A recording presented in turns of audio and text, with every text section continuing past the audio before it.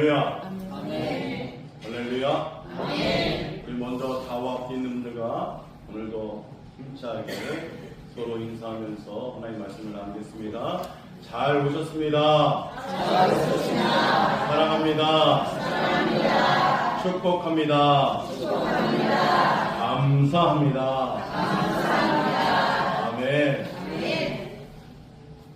우리 새벽마다 이렇게 인사합니다. 자, 오늘 우리가 함께 나눌 말씀, 감사, 은혜를 다시 흐르게 하는 통로라는 주제로 하나님 말씀을 나누겠습니다. 오늘 우리는 추수감사주의를 맞이했습니다. 그런데 요즘 세상은 감사보다는 불평의 시대를 살아가는 그런 부분들이 늘어나고 있는 것 같아요.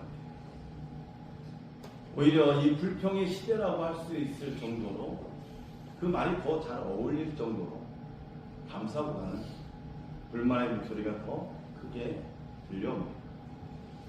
오늘처럼 추수감사주일이 되면 우리는 자연스럽게 감사합니다 라는 말을 떠올리게 합니다. 그런데 곰곰이 생각해 보면 우리의 감사는 대부분 원하는 일이 이루어졌을 때에 더 많아지는 것 같습니다.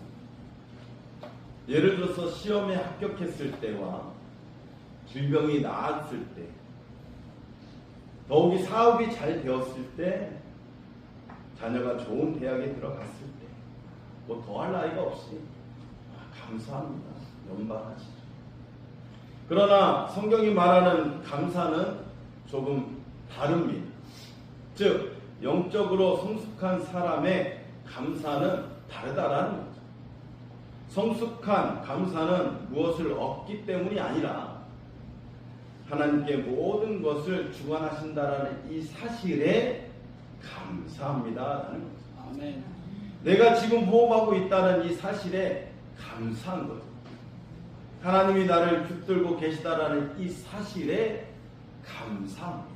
아멘. 이렇게 감사할 줄 아는 어른이 되었다라는 것입니다. 이것이 성숙이죠. 그렇게 감사를 아는 순간 우리는 더 이상 어린아이가 아닙니다. 감사할 줄 아는 것은 신앙이 원숙한 어른이 되었다라는 뜻입니다. 하나님의 은혜를 깨달은 사람, 그래서 그 은혜에 감사할 줄 아는 사람, 바로 그가 영적으로 성숙한 사람인 줄 믿습니다. 아멘. 예수님은 오늘 본문에 포도원의 품꾼의 비유를 해서 성숙한 감사가 무엇인지를 보여줍니다. 포도원 주인은 이른 아침 오전 6시에 인력시장에 나아가 오늘 하루 일할 한 데나리온을 주겠다라고 품꾼을 부릅니다. 그들은 흔쾌히 동의하고 포도원에 들어갑니다. 그런데 주인은 9시에도 12시에도 3시에도 계속 나가서 사람들을 데려옵니다. 그리고 오후 5시에 나가보니까 아직도 일이 없어 서 있는 사람들이 있는 거예요. 그래서 포도원 주인은 그들에게 이야기합니다. 너희도 내 포도원에 들어가라. 이 말씀은요, 단순히 일꾼이 필요하다 그렇게 명령하는 것이 아닙니다. 주인은 길가에 서 있던 사람들에게 다가가며 이렇게 말하는 것과 같습니다. 나는 너를 쓰고 싶어. 너도 내 포도원에 들어갈 자격이 있어 라고요. 그 시대의 포도원은 삶의 안정과 소속을 의미했습니다. 그러니 이 포도원은 일자리가 아니라 가치의 회복에 있다라는 거죠. 오늘 우리도 이와 같습니다. 세상에 밀려난 듯 느껴질 때 하나님은 우리에게 조용히 손을 내미십니다. 그래서 나는 너를 원한다. 너도 내 일에 참여할 가치가 있는 존재다라고 삶의 자리를 회복시켜 주시고 하나님의 초대, 이 초대는 과거의 실패와 상관없이 지금 이 순간 하나님이 우리에게 주시는 새로운 기회가 될 줄로 믿습니다. 아멘. 이제 해가 지고 품삯을 나눠줄 시간이 되었습니다. 주인은 마지막에 온 사람부터 불러서 하루 품삯을 줍니다. 한 데나리온씩 준다라는 거죠. 그런데 이 모습을 본 아침에 일찍 온 이 일꾼의 마음이 술렁입니다. 1시간 일한 사람이 한 데나리온을 받았다면 적어도 나는 적어도 5 데나리온은 받겠지? 라고 생각합니다. 그런데 주인은 그들에게도 똑같이 한 데나리온을 줍니다.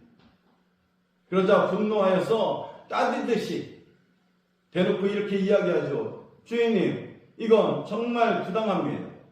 우리는 하루 온종일 땡볕에서 일했습니다. 그런데 어떻게 단 1시간 일한 사람과 우리를 똑같이 대하십니까?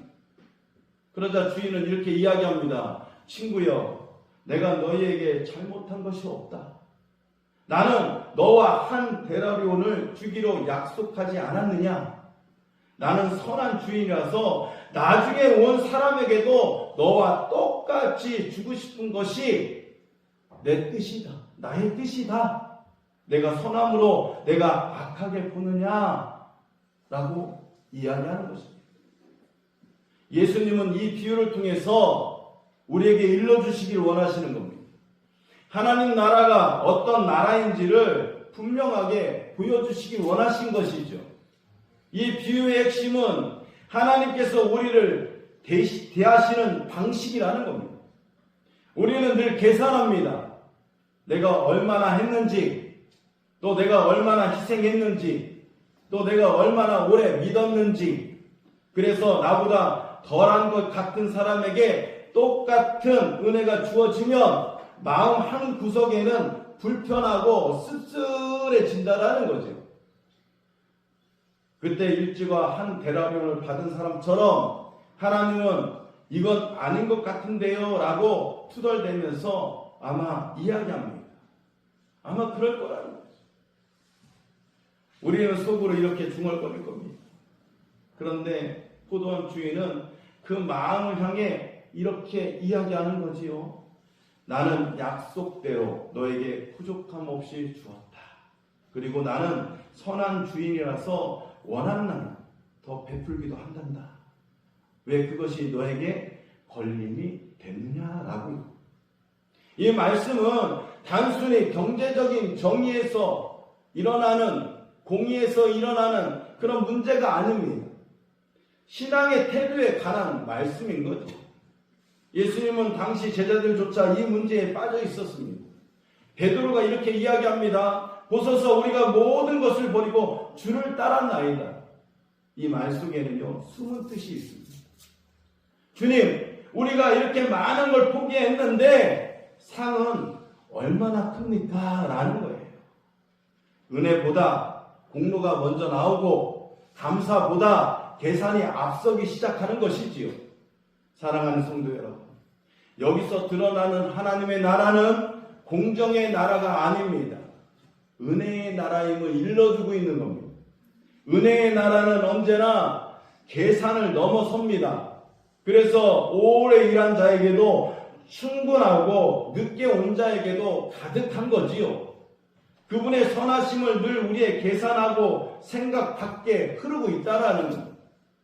성숙한 감사는 내가 받은 몫을 바라보며 왜 더 주지 않습니까? 하고 묻는 감사가 아니라 내가 이 포도원에 들어올 수 있었다라는 이 사실 그 하나만으로도 기쁨이 흐르는 감사였을 것입니다. 아멘. 우리가 일찍 왔거든 또 늦게 왔거든 태양볕 아래서 오래 버텼든 혹은 마지막 순간에 겨우 들어왔든 주인은 우리를 포도원 밖에 혼자 서 있도록 그냥 두시지 않는 그 은혜에 초점이 있는 것입니다.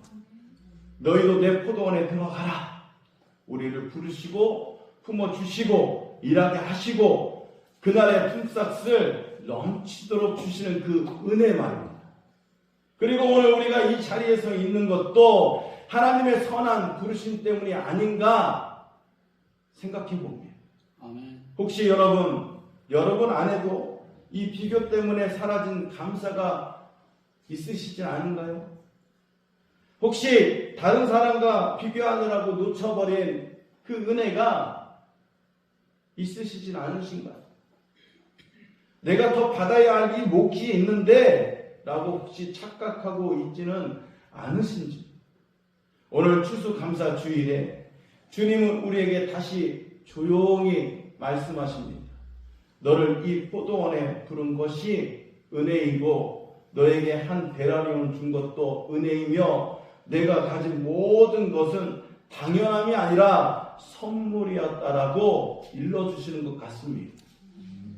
오늘 너희가 김천시민교회에 부르심 받은 것도 은혜이고 너희에게 김천시민교회 안에서 은혜 받는 것도 그것도 은혜이고 내가 가진 모든 것 그거 당연함이 아닌 김천시민교회에서 한 목소리로 한 힘으로 또 하나의 공동체로 세워진 자체가 하나님의 선물인 줄 믿습니다. 아멘. 아침에 부름 받았든 오후에 부름 받았던 우리가 부름 받았다라는 이 사실 자체가 은혜이자 선물임을 깨닫는 은혜의 추수감사주일이 되기를 소망합니다. 아멘. 그러므로 오늘 우리가 성숙해진다면 그것은 아마도 더 많은 것을 받아서가 아니라 이미 받은 은혜를 서로 볼 줄 아는 눈이 열렸기 때문이 아닌가 생각해 봅니다.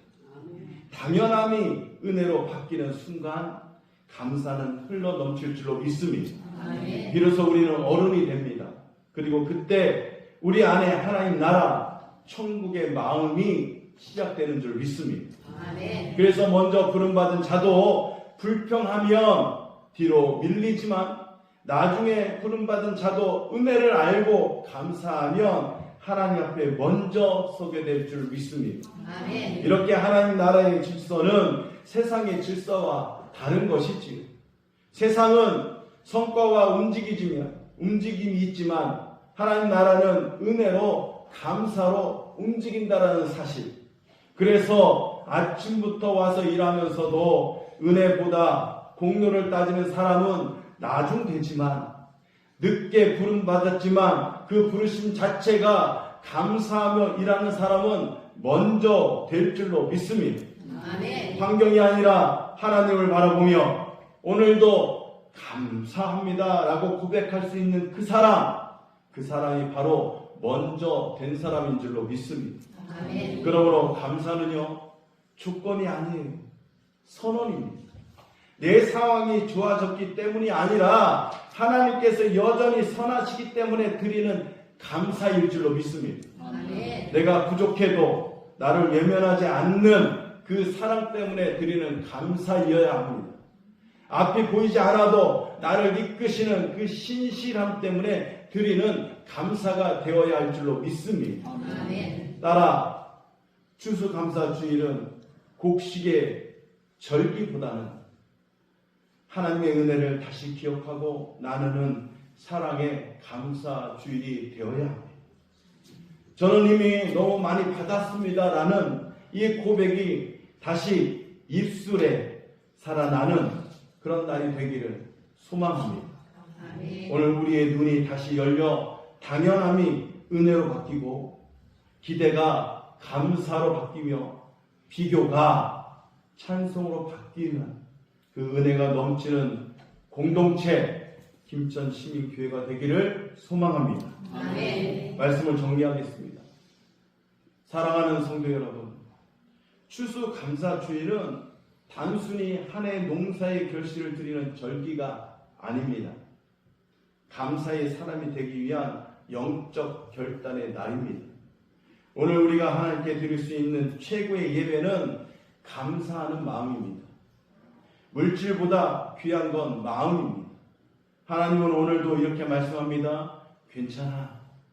내가 나를 향해 감사하는 그 마음이면 너무 기쁘다. 그러므로 오늘 우리가 하나님께 드릴 고백은 이것이어야 합니다. 하나님, 제 인생의 주인 되심을 감사합니다. 제게 주신 하루, 제게 맡긴 일, 그리고 주님의 부르심, 그것만으로도 감사합니다라고 고백할 때에 비로소 우리의 삶을 은혜로, 평안으로, 기쁨으로 채우심을 경험하는 복된 교회, 은혜가 넘치는 인생 되시기를 예수 그리스도의 이름으로 축원해 드립니다. 아멘. 기도하겠습니다.